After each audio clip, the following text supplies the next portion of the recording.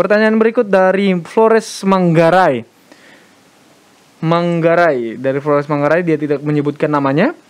Shalom pendeta, aku mau nanya, bolehkah orang Kristen meminta perlindungan kepada Bunda Maria Ibu Yesus?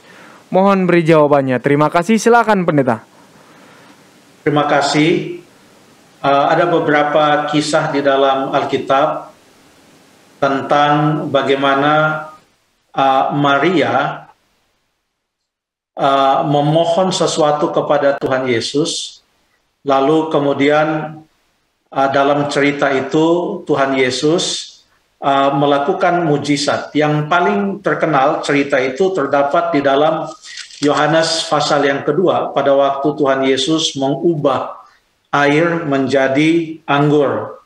Di dalam Yohanes 2 ayat yang ketiga, firman Tuhan berkata, ketika mereka kekurangan anggur, Ibu Yesus berkata kepadanya, mereka kehabisan anggur.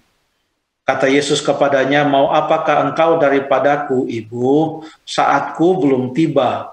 Tetapi Ibu Yesus berkata kepada pelayan-pelayan, apa yang dikatakan kepadamu, buatlah itu. Dan pada saat itu Tuhan Yesus melakukan mujizatnya yang pertama, yaitu mengubah air menjadi anggur. Apakah kira-kira cerita ini bisa memberikan kepada kita suatu gambaran bahwa kita boleh meminta kepada Maria seperti dalam cerita ini, lalu kemudian Ibu Maria akan kasih tahu kepada Tuhan Yesus, lalu karena Ibu Maria minta tolong kepada Tuhan Yesus, maka Tuhan Yesus akan melakukan itu untuk kita. Di dalam Alkitab, Tuhan Yesus mengajarkan kepada kita, dan itu ada di dalam Yohanes pasal yang ke-15 ayat yang ke-16 yang mengatakan bahwa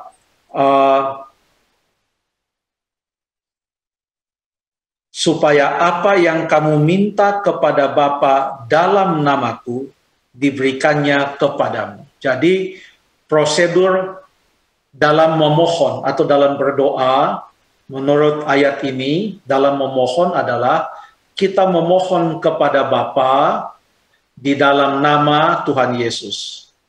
Bahkan di dalam buku 1 Yohanes menggambarkan bahwa Tuhan Yesus adalah pengantara kita. Jadi memohon kepada Bapa, lalu kemudian memohon di dalam nama Tuhan Yesus. Setelah Tuhan Yesus meninggal dunia, mati di atas kayu salib, lalu ia dibangkitkan pada pagi-pagi benar hari pertama minggu itu, lalu ia menampakkan diri beberapa kali kepada murid-muridnya, kepada beberapa kelompok murid-muridnya dan beberapa orang yang lain. Maka catatan terakhir tentang disebutkannya nama Maria Ibu Yesus itu ada di dalam Kisah pasal yang pertama ayat yang ke-14. Kisah pasal 1 ayat yang ke-14. Boleh kita baca ayat ini. Ayat ini berkata, mereka semua bertekun dalam sehati, dalam doa bersama-sama dengan beberapa perempuan serta Maria, Ibu Yesus, dan dengan saudara-saudara Yesus. Jadi, itu Yesus sudah naik ke sorga. Karena Yesus naik ke sorga itu digambarkan pada ayat-ayat sebelumnya, yaitu ayat 9 sampai ayat yang ke-11. Jadi Tuhan Yesus sudah naik ke sorga, tetapi Maria masih ada di bumi. Itulah cerita terakhir tentang Maria setelah Tuhan Yesus naik ke sorga. Itu yang terjadi. Sebenarnya ada juga suatu narasi yang lain yang ada kaitannya dengan Maria, sekalipun itu artinya lebih luas daripada sekedar berbicara tentang Maria.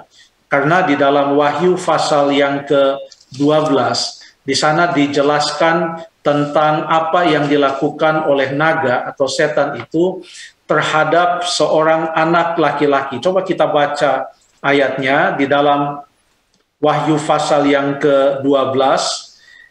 Saat itu Yohanes yang kekasih mendapatkan suatu penglihatan dan dia melihat ada suatu tanda yang besar, yaitu seorang perempuan.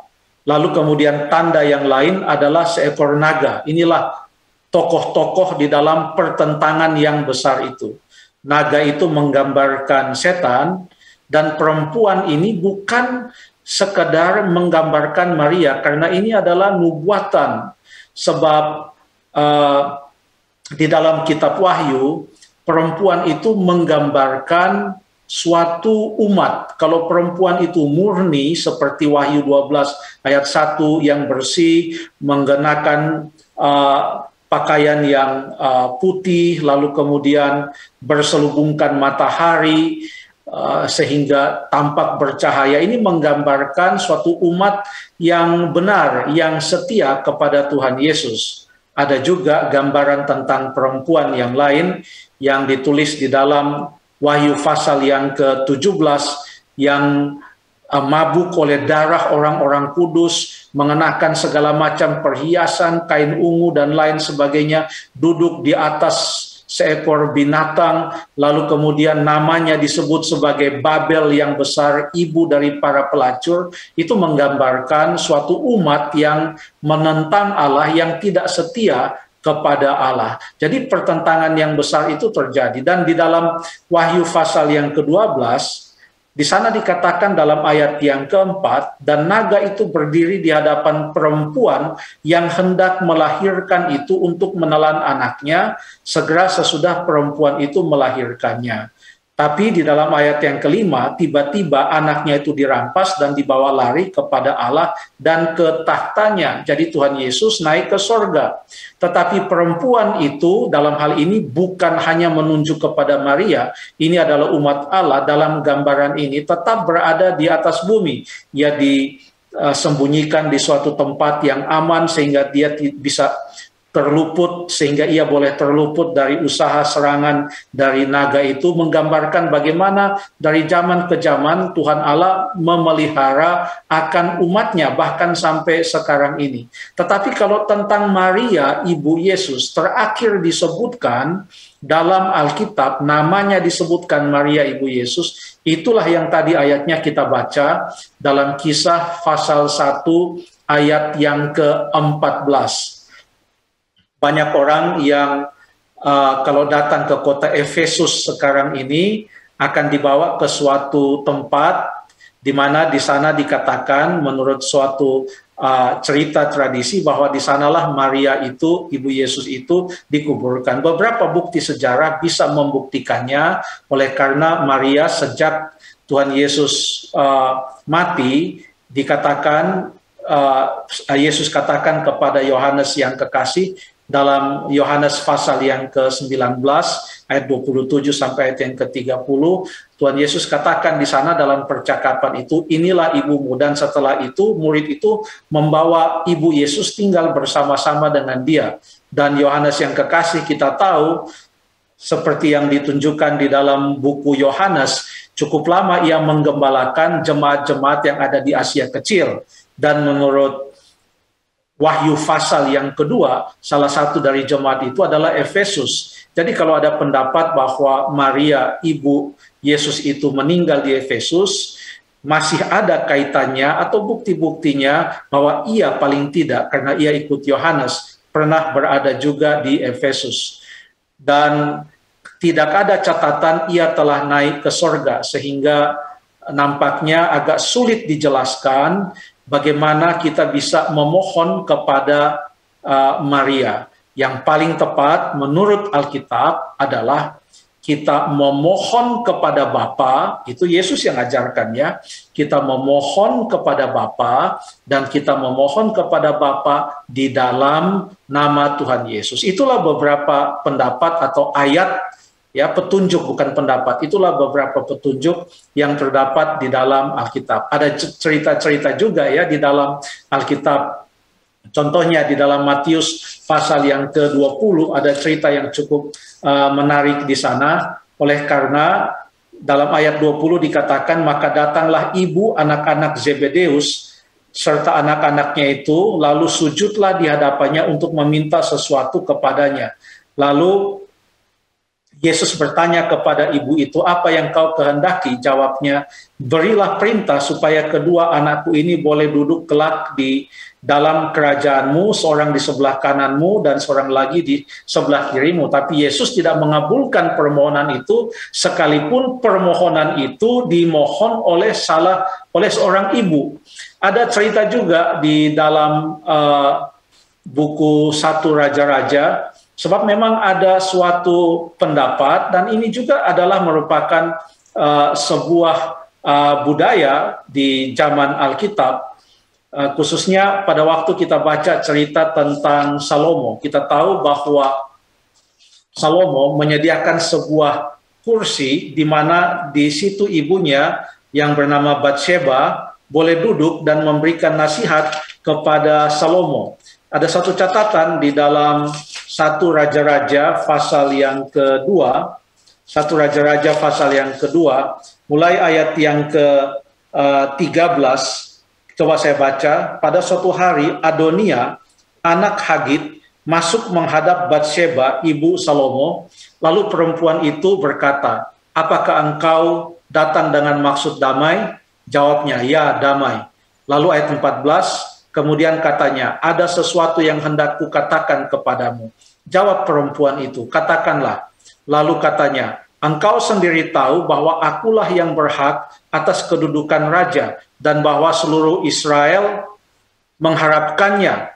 Tetapi sebaliknya kedudukan raja jatuh pada adikku, sebab dari Tuhanlah ia mendapatnya.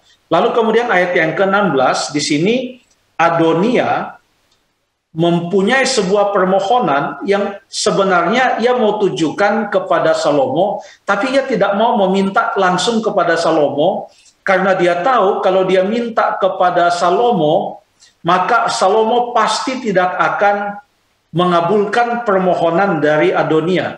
Jadi apa yang dilakukan oleh Adonia menurut cerita ini ya, Adonia datang kepada Batsheba yang adalah ibu Salomo, dengan harapan kalau ia memohon kepada Batsheba, nanti Batsheba yang adalah penasihat Salomo akan berkata kepada Salomo atau membujuk, sudahlah, kasihlah kepada kakakmu itu permohonannya. Apa rupanya yang diminta oleh Adonia? Di dalam ayat yang ke-17, maka katanya, kata Adonia, ayat 17, bicaralah kiranya kepada Raja Salomo, sebab ia tidak akan menolak permintaanmu, supaya Abisak, gadis Sunem itu, diberikannya kepadaku menjadi istriku.